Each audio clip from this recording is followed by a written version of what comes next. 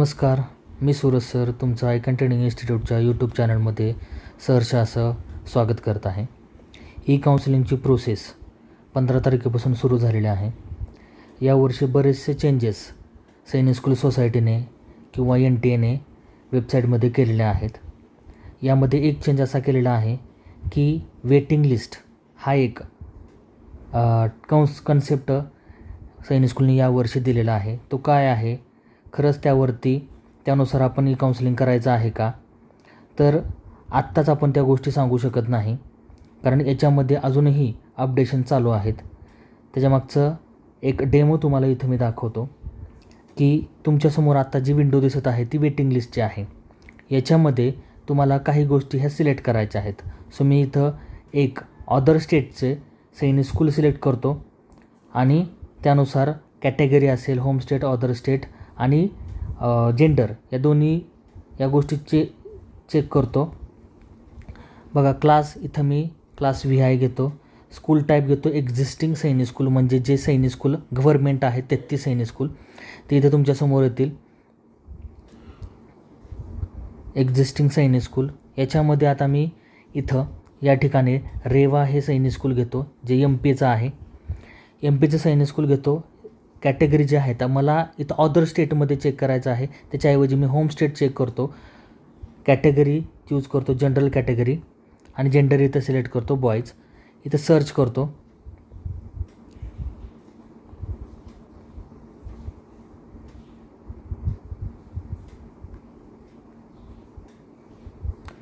इथं सर्चवरती केल्यानंतर एकही डेटा इथं या ठिकाणी अवेलेबल होत नाही.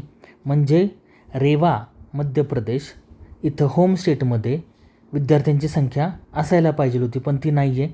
त्याचबरोबर या ठिकाणी मी अदर स्टेट क्लिक करतो, जनरल सिलेक्ट करतो आणि सर्च करतो. सर्च केल्यानंतर तुमच्यासमोर इथं पहिले जे 4 दिसत आहेत हे MPचेच आहेत. 4 ते जवळजवळ 6 जण जे आहेत MPचे आहेत. एक उत्तर प्रदेशचा, परत MPचे आहेत.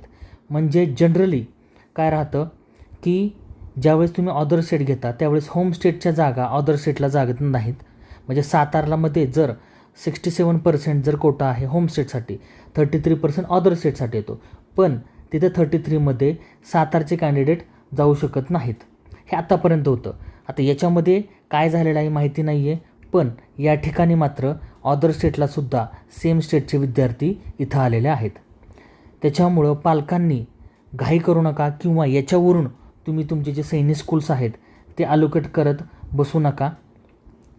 हे अजूनही अनप्रोसेस आहे, अपडेशनमध्ये आहे. त्याच्यामुळं एक्झॅक्टली आम्हीही सांगू शकत नाहीत की एक्झॅक्टली हे कशासाठी दिलेलं आहे. त्याच्यामुळं तुम्ही जे काही आम्ही सांगितलेलं आहे की तुम्ही सैनिक स्कूल निवडा, ते आम्हाला पाठवून द्या, जेणेकरून आम्ही तुम्हाला त्याच्यामध्ये चेंजेस सांगू. ओके.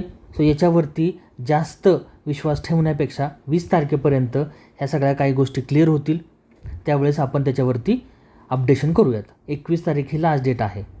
ओके. तुमच्यासमोर आहे की अदर स्टेटमध्ये असल्यानंतर इथं सगळे अदर स्टेटचेच येणं अपेक्षित होतं.